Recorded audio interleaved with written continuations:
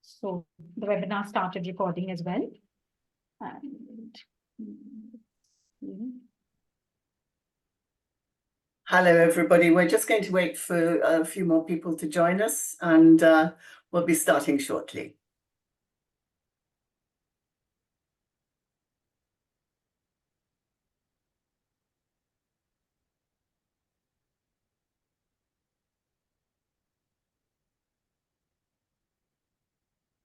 Okay. Right. Well, I think we should really start. It's 2 o'clock, and we might as well get going so everybody can also leave on time, which would be good. So first of all, hello and welcome to everybody who's been able to join us and who will join us on this webinar. It's really great to have you all here. The purpose of today's webinar is about governance, obviously, but we don't really want to go through every single change which is itemized on the website. You can have a look at that, and I hope you have already, and look at the changes which are proposed. But there's plenty of information which I don't think it would help us to go through every single detail. And also we'll post some links in the chat to the video. It's a really good video which CIPR has made. That's very informative. There's a fax and all sorts of other things which you can look at. So I urge you to do that. But I am delighted to say that we are able to welcome Alastair McCapra today, the CEO of the Chartered Institute of Public Relations. And I'm sure you all know him and know of him. So I hope you also have some questions for us. I mean, there'll be plenty of questions I shall be grilling Alastair, chatting with Alastair about. But do post some questions of your own in chat, and I hope to get round to those later on. So governance in general, this is the first time in 10 years that the CIPR has done a review of the governance. And one wonders whether it isn't just red tape and a lot of hassle. And I think people's eyes tend to glass over when there's talk of governance, because it's a very dry subject. But actually, I do feel it's incredibly important, because put simply, and Alastair, do say if you don't agree with this or want to add anything, but it provides a framework for managing our organisation, and it identifies who's able to talk on behalf of the organisation, who has the authority to act on behalf of the organisation, and who is accountable indeed for how it's run. So in a nutshell, I think that is why governance is actually incredibly important. Now, CIPR has actually proposed 4 areas of change, and I'd like to delve into those in detail as well. But first of all, there are a few sort of rather sweeping statements which are sometimes made by the CIPR, and I just wanted to talk to you all about those, Alastair, particularly one which struck me. I think you say somewhere that we're proposing changes to align our governance with our strategic ambitions, creating a structure that is transparent, modern, and truly reflective of the diverse voices in our field. Now, as we well know, PR is anything but diverse. And I think 87% of practitioners are white at the moment, which is a shocking statistic, really. So I wondered, how will governance really help us become a much more diverse organisation than we are currently? Well, that's a really an interesting question, and a good place to start, actually, because it was the starting point of a lot of the thinking that led us to doing this governance review. And it was a reflection mainly from the current members of our council that they did not feel that our council was, as it's currently constituted, very representative, and that it tends to so certainly, while it's true that public relations as a sector isn't particularly diverse in terms of ethnic background, we are less diverse even than that.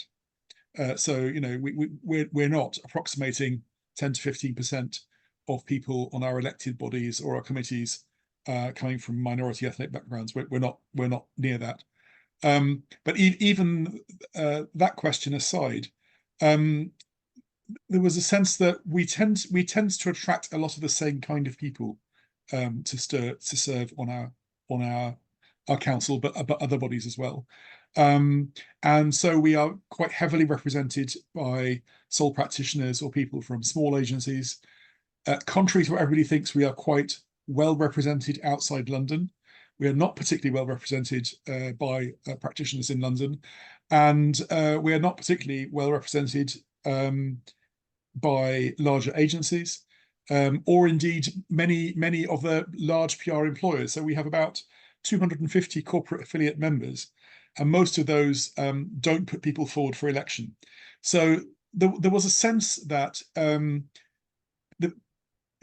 this was not the view of an outside consultant or my view or somebody else's view. This is the view of the people who are actually operating the governance of the CIPR at the moment. They felt it was all a bit samey. It was the same sorts of people tending to talk about the same things, and limited in a way by what they knew, and a sense that if they had a broader mix of practitioners and some people from outside the profession as well, we would have better quality discussions, more useful, constructive debates, and be able to move things along, more effectively for the Institute. So that's where it started from. Yeah, that's interesting. I think I'd like to explore today how actually the governance is going to help achieve that, because it's not always clear, I don't think. And I wondered, did we actually benchmark ourselves against other institutes and membership organizations as to how they tackle the problems and elections? How do they tackle elections? Yes. That sort of thing. Yes, not I should say in any massive detail. We look particularly at the Institute of Chartered Accountants of Scotland, because they have recently done a complete governance review. We are aware that there are other organisations with similar structures to ours who are also going through similar reviews, because the structure that we work to is about 20-25 years old in its design. It's a very common structure for professional bodies, and many people are finding that it doesn't quite work as well now as it was intended to, or perhaps as it did 20 odd years ago.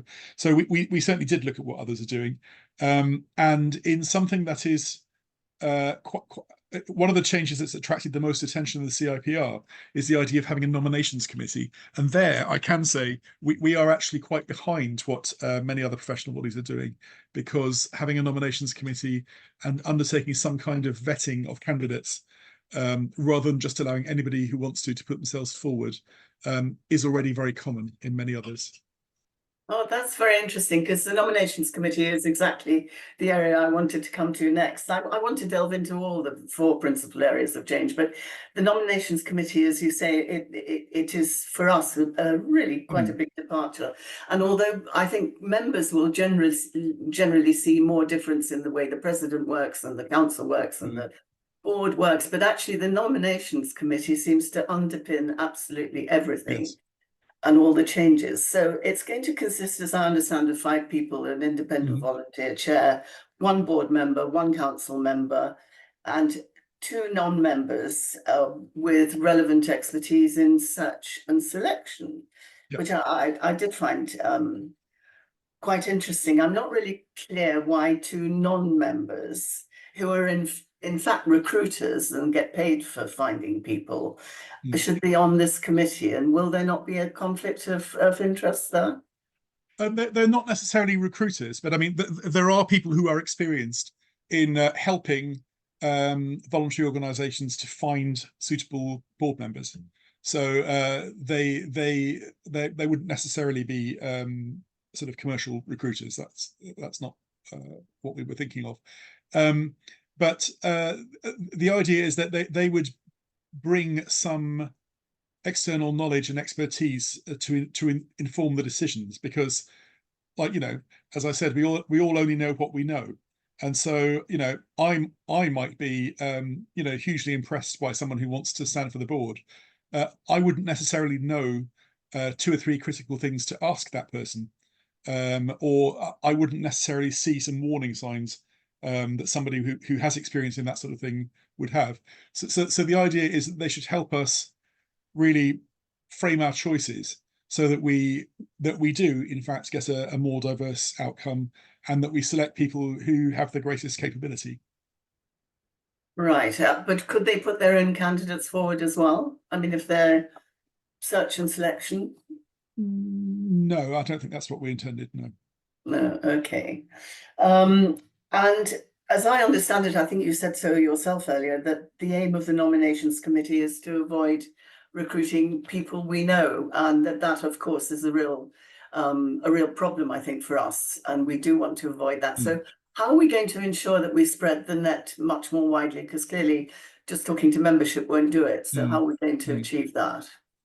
Well, so in terms of getting members to stand for election, we're going to have to change the process quite significantly. It's going to have to be a longer process. At the moment, we sort of announce in the summer that we're open for candidacy, and we ask people to, talk to their friends about supporting them and put themselves forward for the autumn.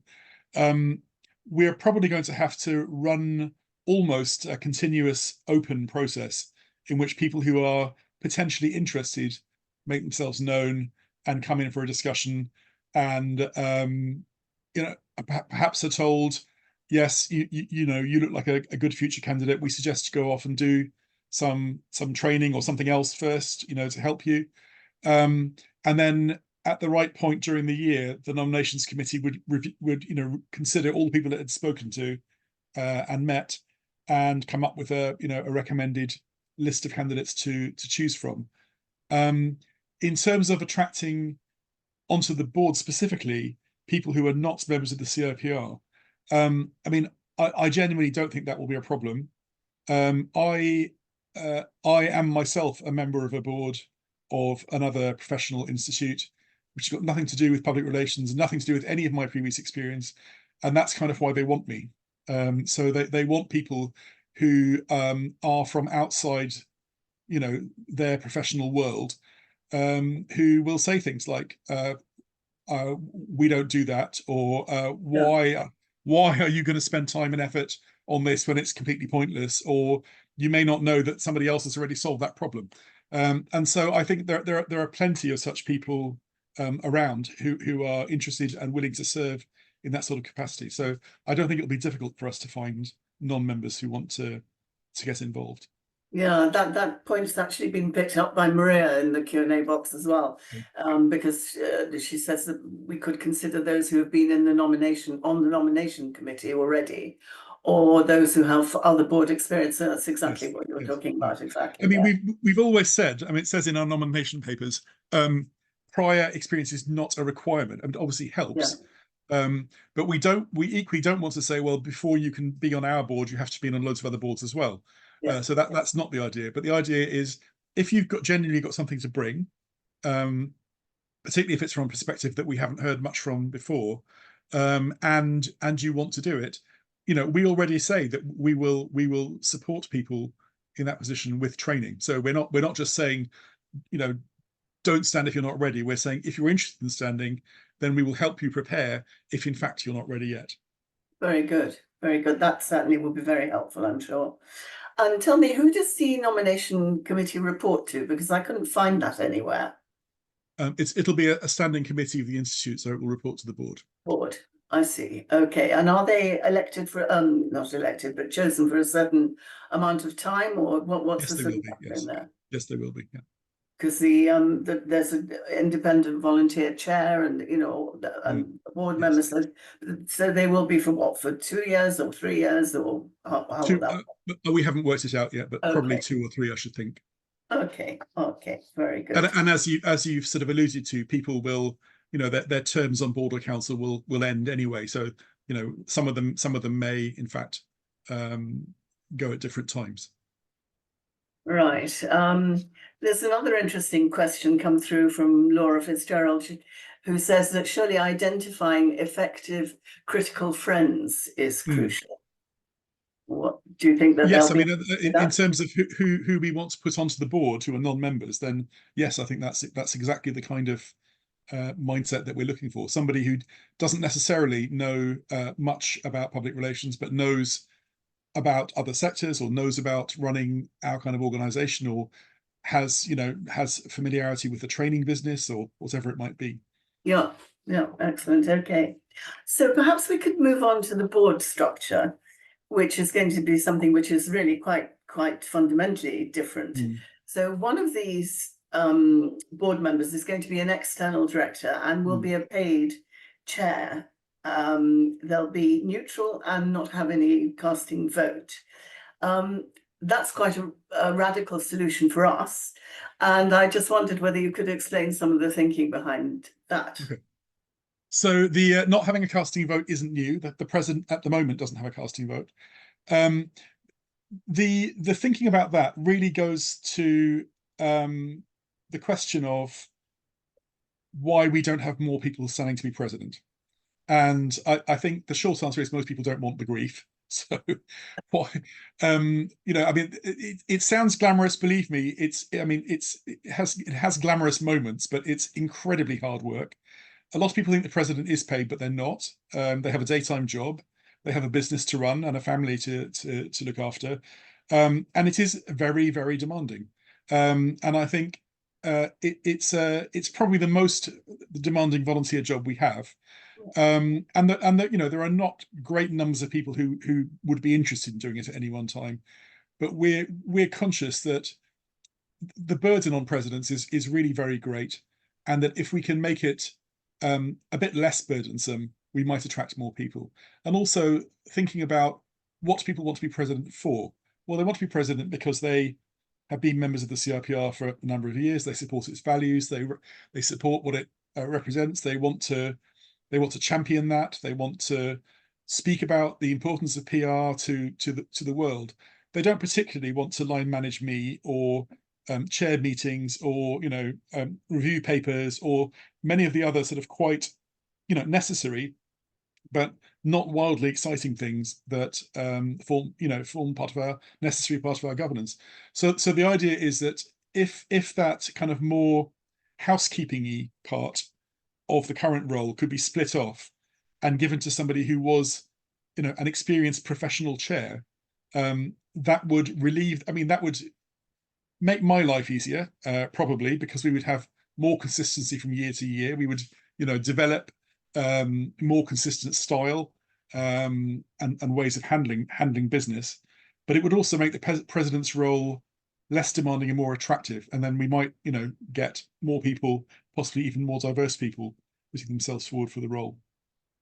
Because I mean, the risk is if we just carry on as we are, there is, you know, not a huge risk, but there is a risk that we will just find that a year comes and nobody wants to do it. And we've obviously been in some years where we were wondering whether that would actually happen or not. Yes. I mean, almost every year we said, does anybody know anybody who's standing? Is, you know, does anybody got any word yet? And you know, it's in the nature of these things that people often leave it till the very last minute before they put their papers in. But yes, I would say probably more years than not, we are kind of wondering if anyone's going to do it, and that's not, you know, it's not a sensible thing. We've actually sort of gone into the role of the president, which I was going to leave till later, but as you've raised it now, I just wanted to check with you. Every president in my memory has come in with burning ambition to do something or other, to change the institute, yes, to sack the council, to you know, do wonders, to really change everything and do something wonderful with international or with members or whatever qualifications, whatever it is. And in the end, they realize that in 1 year, they have neither the ability, you know, nor the possibility to actually do anything like that. So it must be quite disheartening for some of them, I think. But I do wonder whether by making them what you call a chief volunteer, whether does that mean toothless as well? No, because they would be doing sort of the things that they like doing now. I mean, so notionally, a president would be doing more media interviews, more speeches, getting around and seeing members, going to group activities more, because they would not be spending time emailing me at 10 o'clock at night, you know, worrying about, have we got this paper ready for tomorrow's meeting, and, you know, had so and so sent me this, that, you know, they just wouldn't have to. They wouldn't have to be worried about those things. So power, I mean, just to go back to the kind of emotional trajectory of a president, which I do recognize, you have to start off with a huge amount of enthusiasm. And there is a kind of Jimmy Carter effect, when you see them in November of their year and people saying, "Oh, why don't we have the president serve a 2-year term?" I said, "Well, you should see them at the end of 1 year. They haven't got much else left to give." So yes, it's true that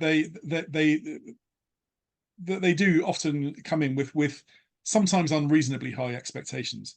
But as an organization, I think we are moving away from the old days of, let's elect a new president and wait and see what they want. We are getting more strategic, we are more planned, so the role of the president is already more defined, because they will be coming in at some stage during a 5-year strategy when we kind of know, at least in broad terms, what we're aiming to do that year. Power is very intangible in organizations like the CIPR. I mean, it's really the president's role is a soft leadership role. I mean, you have to make sure that the views of other board members are heard and a consensus is achieved. And you don't really have the power to go steaming through things, saying, "Well, this was in my manifesto," and well, maybe it was, but there are other members of the board who are also elected, and you have to carry them with you. So I don't think it represents any kind of dilution of that kind of way of going about things. And I think we might do a bit better, actually, in terms of preparing our presidents for understanding the kind of dynamics of how that works. Yeah, so as I understand it, the chair will, together with the board, develop the strategy. Is that right? The long-term strategy for the institute? The long-term strategy is developed by both board and council. And the chair will have the remit to push that through. They're elected for how many years, the chair? I would think we get them for 2 or 3 years. Because the directors are now going to be elected for 3 years each, aren't they? That's right. With a possibility of extending for another 3. So presumably that will apply to the chair of the board as well, 3 years. Yes. So they will have a much longer term view, and thank goodness. But I've always felt that that's really crucial. Yeah. But again, I think Laura actually raises a really interesting point here.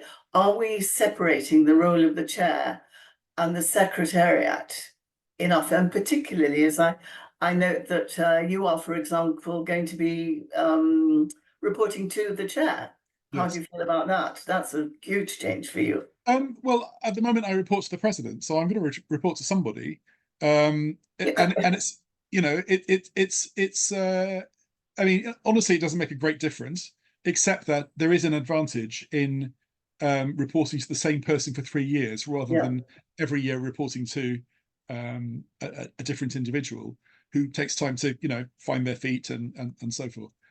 So I don't think that's going to make a massive difference to me. It will give us more. It will just give us more consistency, and a lot of what's described in the question there is kind of secretariat work. I mean, it's the interface between the secretariat and the volunteers, and a lot of that work at the moment falls on the president. So deciding, what's going to go on the agenda, how much time is going to be allocated, who's going to speak, what papers you want, making sure we get the papers we need, making sure that the board is ready and understands what business is coming up, and all that kind of stuff is what the president does at the moment.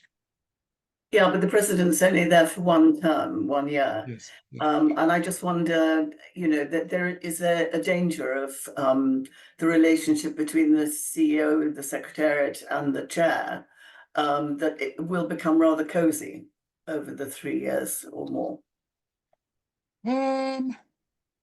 I mean, it's a possibility, but then I would think that other board members would say, "Well, this isn't really what we brought you in for," and we expect something different from the chair. So, there are kind of control mechanisms around everything. Things can't just completely run away with themselves.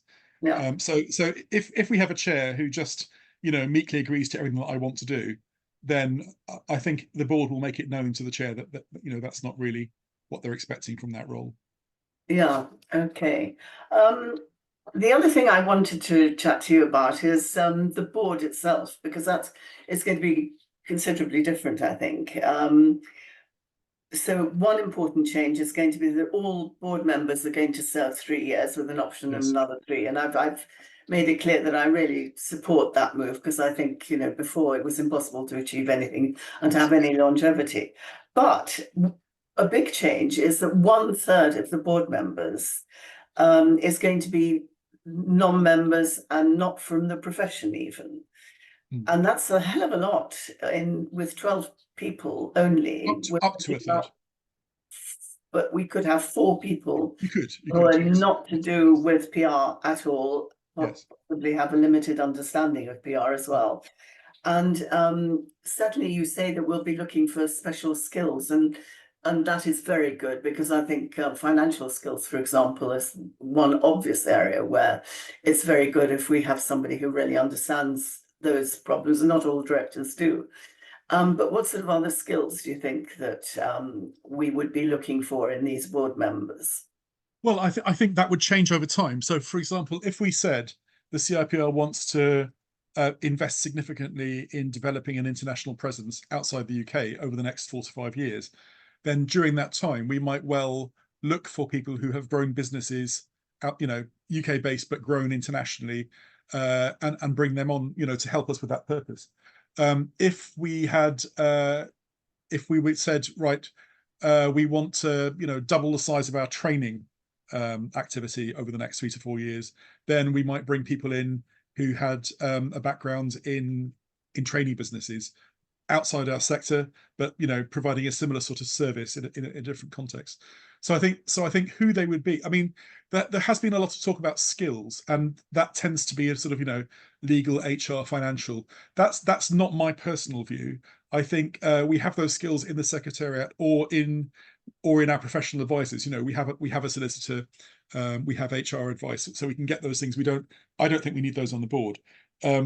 But what we need, I think, is people who have commercially or institutionally useful knowledge and experience, which they're willing to share with us. And it doesn't really matter to me where they get that from. So, I mean, I'll just mention that in the last institute where I worked, which was the Landscape Institute, we got some really excellent external board members, one of whom had previously been head of comms at the Bank of England. Now, what does she know about landscape architecture? Nothing. But she knew a great deal about comms, and she knew a great deal about how institutions function and how to deal with crises and all sorts of things. So she was also an extraordinarily common sense person who was effective in cutting through a lot of waffle and distraction on the board. And we had another one who was a teenage millionaire. I think he'd just spent all his pocket money on buying the rights to license a particular kind of little scooter in the UK, and just made literally a fortune doing this. So he was very entrepreneurial. And so we just had 2 people who were just had very different experiences, and they were enormously valuable to that board. So I'm not personally of the view that we need to have a lawyer, an accountant, that kind of thing. But I think it'd be lovely if we had somebody who used to work for P&O Ferries, and knew loads of stuff about how to deal with difficult customer relations problems, or somebody who'd worked in tech, who knew lots of interesting stuff about sort of the future of how technology is going to change the workplace, or those sorts of things. I think that they would really add value to our discussions. Excellent. Okay, thanks very much for that. Okay, so moving on to the last area of change, the council itself. I mean, ever since I've been involved with the CIPR, which is now, well, as a volunteer, because I've been involved for very, very many years, but as a volunteer, a long time as well. But I know that the council has been a sort of completely misunderstood body. Nobody knows what it's there for. Mm. You know, is it strategic? Is it advisory? Is it a think tank, or is it completely irrelevant altogether? And I don't think anybody has really grasped that nettle at all, and we've not been able to answer that clearly. And even now, although it states in the video and also in the papers that the role will be clarified, I couldn't actually find any explanation of the role anywhere. Can you explain the role of the new council, which is going to be fewer people, 25 instead of 30, with a minimum of 15, and they will be nominated, but come from the nominations committee as well. They'll be elected by members, but the names will come from. So the first thing is about the role. I mean, I agree with you. And one of the things that came up in the early discussions about governance review was members of our current council saying, we're not really sure why we're here. You know, we discuss stuff, and then, you know, then we discuss other stuff, and then, you know, at the end of 2 years, we've discussed a lot of stuff, but why we discussed it and what's happening with it, you know, isn't always clear. We started off, everybody says, oh, we don't really know what the role of council is. So we went and looked at the bylaws, and the governance working group said, actually, we think that definition's fine. So there is a definition in the bylaws, which I'm not going to read out to you, but that's not changing. So what is changing is that there's going to be a kind of strengthening of the accountability of the board to council, so that there will be a more regular reporting from the board to council to talk about what's going on. And there'll be more opportunities for council members to express confidence or otherwise in the board and its management of the institute's affairs.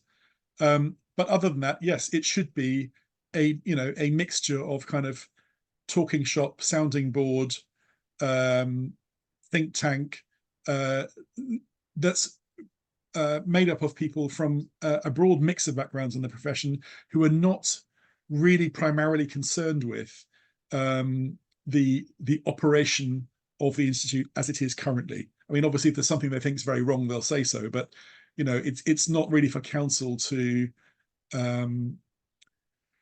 spend time looking at our qualifications business, for example, or you know, or those kinds of things. That's not what it's there for.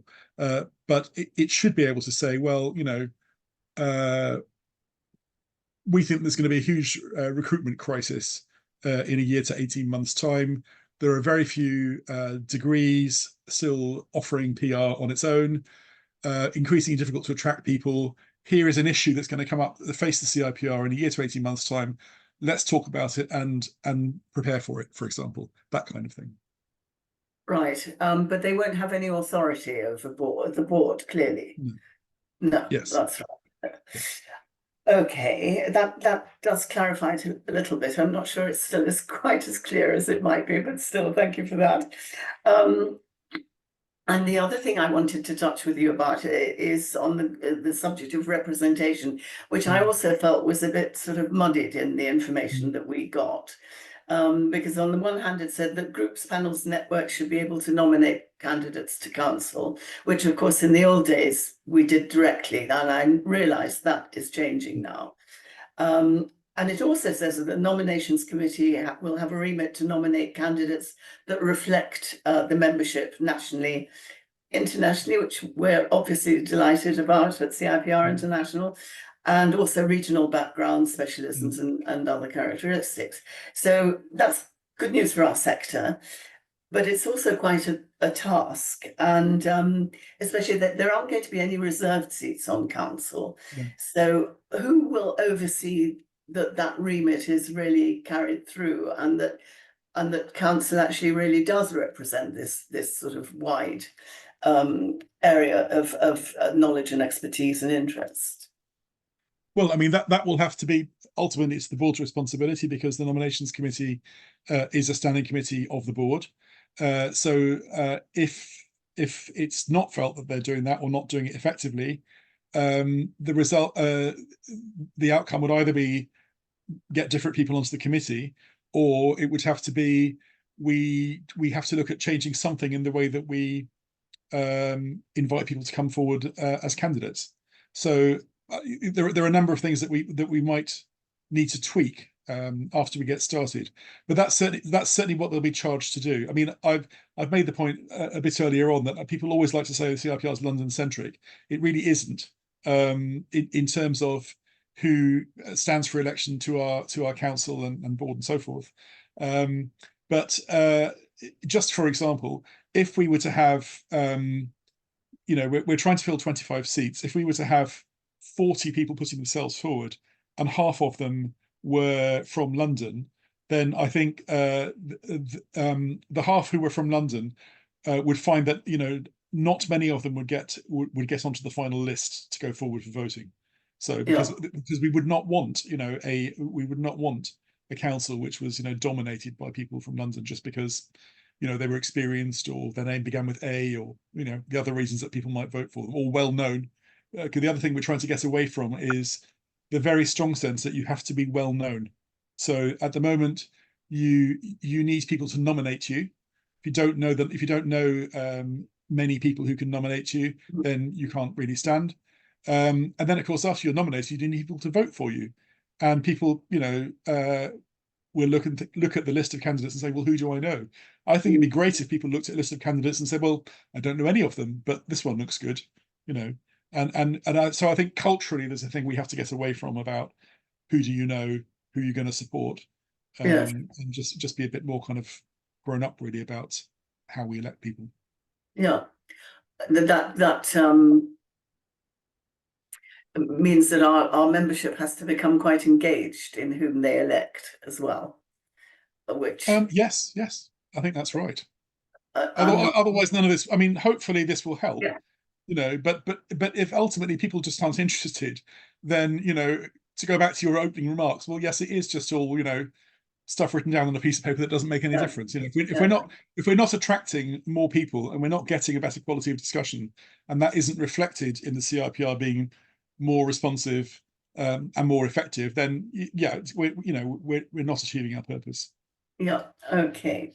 So I'm going to open it to the floor shortly, but I just want to ask one last question of you. So we used to say that the CIPR is run by members for members, with a paid chair and a third of the board potentially coming from outside the profession. This is going to change considerably. And how do you think members can make sure that the Institute really delivers for our members? I mean, I think you'll have different people involved, but I don't think it's going to be that dramatic, to be honest, because I think you'll have a minority, whoever they are, a minority of people on the board who will be non-members, and so it doesn't feel. I mean, we've talked before about the CIPR as a club. And there are some positive things to being a club, clubability and networking and all that kind of thing. But there is a strong sense in the conversations that I've taken part in with our council members that there's a very strong sense that clubbiness is holding us back. That's why we're not getting a wider range of people. That's why we keep attracting a lot of the same kind of people, and so on and so forth, and that we have to do better at being representative and be less clubby. So I think, I mean, just from my own experience of being an external trustee in another professional institute, I mean, there are things that I can contribute because they're contribute on, and there are things where really I don't understand all the detailed mechanics of how their particular field works, and I'm not going to intervene in those kind of very profession specific things. That's not where I can help. And I think where we have non-members on the board, that's how people behave in those situations. They they don't come barging in and say, well, members have got to do 655 points of CPD, and that sort of thing's not going to happen.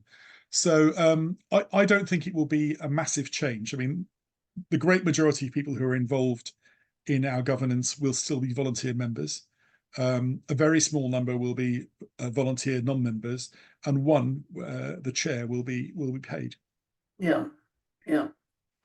Okay, very good. Thank you very much for all those very good answers. I just would like to go to people who've asked questions now. So Excellent. we've got one from Peter Walker. What are the financial implications of these proposals?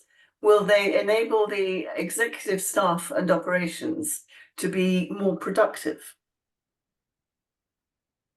No, not in and of themselves. I mean, I think paying a chair is obviously a new thing, so that's an additional cost that we haven't had to bear before.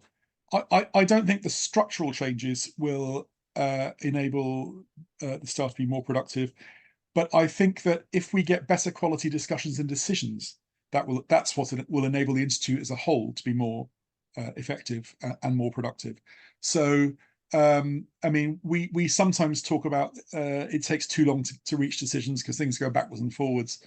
That's not generally, I think, a structural problem. That's just because often there isn't really a clear answer to things, and things tend to go around in circles, you know, and it gets discussed a bit at the board, and they say, well, let's ask council. Council has to go at it, and then it goes back up to board again. And so, if we can avoid that to any degree, that will be helpful. But you know, spending our time on the right things will be very valuable to us. And so I think that they should make us more effective. But I don't think that you know, changing the number of people on council, or you know, having two or three non-members on the board isn't in and of itself going to make that change. Yeah. Okay. There's one from our chair, Samantha. So Soren. The CIPR set an example to the professional community by being the first to meet the NES, which is a terrific achievement, I think, really, really good. And it has a strong commitment to EDI. To what extent will the new structure serve to make CIPR's governance institutions more representative of the industry at global level? Well, I mean, so I haven't really mentioned National Equality Standard, but that's actually, I mean, it's not the origin of our thinking on this, but it's kind of fed into it, because one of the areas on which we'll be assessed is governance. So an example of what we did in 2022, while we were still in the application process before we met the standard, we decided to fill some vacant seats on council through co-option. And we asked people to put themselves forward, and it was a requirement of that process that they disclosed, they declared whether they consider themselves to have any protected characteristics. And the panel which reviewed those applications, in fact, took those into consideration when it came forward with its nominations. So we've kind of started down that route already. And I will say that having a nominations committee, having that kind of process in which you ask people to self-identify, and then you ensure that your outcome reflects the diversity you've got, is the sort of thing we will have to do, you know, if we're going to continue meeting the standard. And just saying, right, nominations open now, get 5 names of 5 people you know, and that's all you need to do.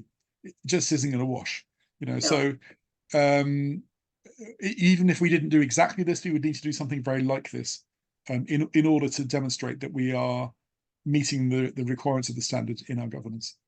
Right. So I didn't realise that the co-options last year were already sort of under a slightly different process. That's very encouraging to hear. One from an anonymous attendee in a similar sort of question. In an effort to ensure EDI, how are underrepresented groups, such as members of African descent, represented in the government structure?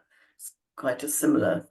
Well, yes. I mean, one of the things that we spent a lot of time thinking about was whether we should have designated seats or a certain number of places for a certain type of person. And we decided not to do that. That's why that was put in the remit of the nominations committee. So that there isn't a specific measure for any specific group. What there is a commitment to encouraging people from non-traditional backgrounds to think about putting themselves forward.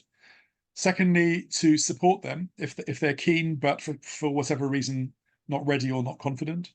And then thirdly, to give voting members a kind of balanced a balanced set of candidates to choose from. Ultimately, it will still be up to members to vote for the people they want.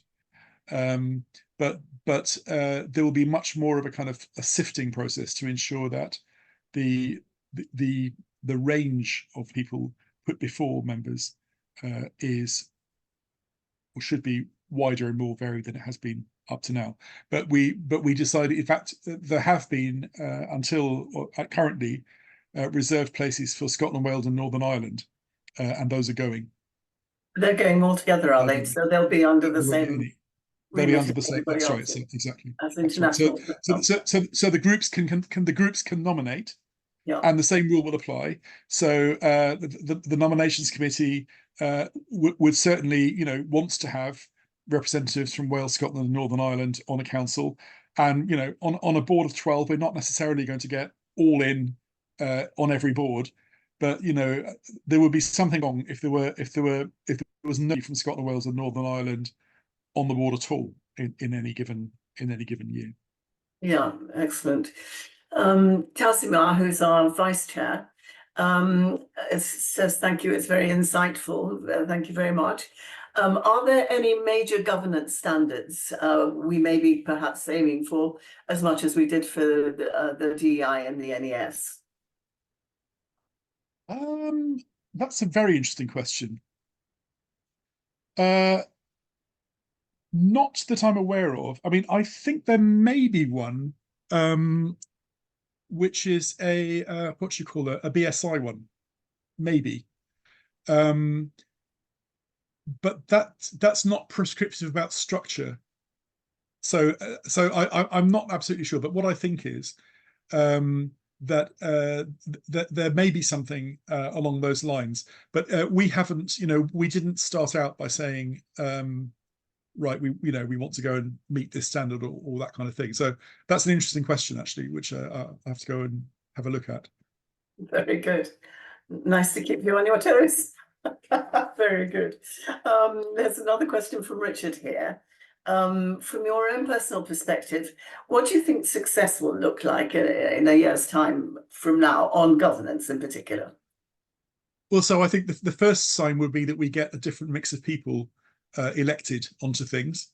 Following on from that we should have qualitatively different discussions about the future and what we're doing, and that those should guide us more promptly and more what's the word, in a more business-like manner to making the right choices in terms of our strategy, where we put our time, our money, and our effort, and what the opportunities are out there that we may not be taking up at the moment. So I think it's, first of all, change the people. Once you've changed the people, you expect a change in the content that those people are generating, and that should enable us to operate more effectively, grow faster, be better at representing the profession than we are at the moment. Right. Peter Walker's posed a secondary question and talks about the various landmarks that were achieved in 1998, which is admittedly quite a long time ago, and talks about the various stakeholders and peer professional bodies that we dealt with, the PRSA, the Global Alliance, City Livery Companies, etc. I won't read them all out. But there's been no mention of the CIPR involvement with these key stakeholders as part of our current governance review. And he asked for some clarification on that, if possible. No, they weren't.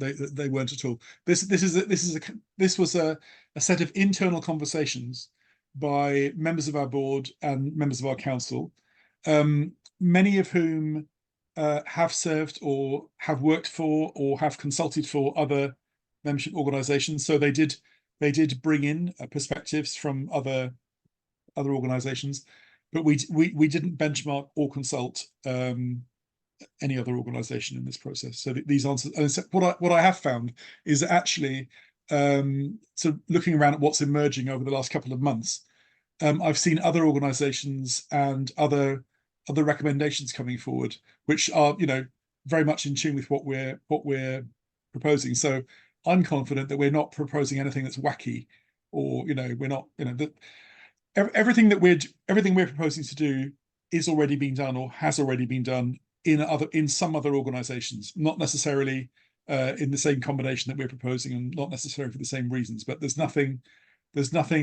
hugely innovative in what we're proposing to do. Okay, and perhaps we could just quickly give a rundown of the timetable for all of this. Right. I don't know if you know it off the top of your head. Rundown is exactly the word. Yes. I know the consultation is closing on the 28th of February, so that's one right. really important date. I think we should all make sure that we respond to the consultation. It's up to us to make sure that we've got the institute we want. So I plead for everybody who is either on the call today or listens to it later on to actually bother with it and to respond to the consultation. And presumably you'll be doing loads of prompts for everybody to do that in the run-up to the 28th of February. Yes, we will. Yeah. So the timetable is the consultation closes at the end of this month. The governance working group will look at the responses and comments and questions that members have put there. We'll publish a response early in March, basically saying, there were 6 main areas of questions. These are the things that people were concerned about. This is what these are our responses to those questions. We then go to an EGM in April I think it's the 18th, which will be a virtual meeting. And at that meeting, we will ask members to approve only changes to our charter and bylaws, because those are the things we have to go and ask Privy Council permission from. Everything else is in our regulations we can do ourselves. So there will be an extraordinary general meeting on the 18th of April, at which we will ask for these proposals to be agreed. We then send them to Privy Council office and start to make ready for example, recruiting a nominations committee, that kind of thing. The Privy Council office have told me that they don't foresee any delay in getting these matters agreed. So I would think that we will probably still be on time to do our elections in the autumn of this year, possibly a few weeks later than we would do in an ordinary year. So that's how the timeline looks. Okay, and presumably the consultation may change your proposals a little bit. Yes, I mean that's essentially what we're doing it for. To see is there a showstopper here, or is there something that's people are very concerned about, that we can go away and think about again, yes. So that when we bring proposals to the EGM, they will reflect what we've picked up in the consultation. Yeah, and the EGM, I take it as a meeting which every member can attend. Every member can attend, or voting members can vote at. So full members, full fellows. Yeah, very good. Okay. Peter's been very productive. Another question from him: will the nominations committee be responsible for staff executive appointments, and which body will be responsible for the staff reviews, KPIs, and have the power to hire and fire? I'll let you answer that, but I can see that's quite mixed in there. Me. You. Is the answer to that question, yes. So you're going to be responsible for staff executive appointments. And so I am already. Yes, of course, yes. And will the nominations committee ensure a better balance between in-house and consultancy practitioners, which is one of the areas you mentioned earlier on? In fact, yes, that'll be one. So there's a lot of things they have to consider and balance. So they've got to think about gender, ethnicity, other protected characteristics. They've got to think about where people are based, what kind of work they do. So there's a lot of things to weigh up. So that's why we're not saying, right, we've got one seat for this kind of person, one seat for that kind of person, one seat for that kind of person. So and the mix may be different depending on who puts themselves forward and other factors. So yes, that is exactly the kind of thing that they will be charged with considering and taking into account. Very good. Okay, I don't think we have any other questions at the moment for you. Is there anything you want to add to what we've discussed? Do you think we've missed anything out, or? No, I don't think so. I mean, thank you very much for having me and giving me the opportunities to talk about these things. I really appreciate it. I hope what we're trying to do is reasonably clear. It is, as you said, a fairly dry subject, but I think, and people may have views one way or another about a specific proposal, but I think that the rationale is the most important thing for me. We're not just twiddling about, you know, because we enjoy twiddling, or because we think we have to do it periodically. We're doing it because it is an attempt to bring the institute more up to date and make it more responsive and more representative, and, you know, equip it really to deal better with the challenges of the future. Excellent. Okay, so lastly, thank you very, very much, Alastair, for your time. It's been really interesting, I hope, for everybody as well. And I'm sure if anybody has any questions, they can contact you as well. Yes, please do. I'm sure you'll do your best to answer them. Okay, Absolutely. thank you, and thank you Thanks to everyone for attending. Thank you also to all of you who joined the webinar. I hope you found it interesting and answered a few of your questions, and that you'll fill in the consultation form as well. Okay, thanks ever so much. Bye bye, everyone. Bye.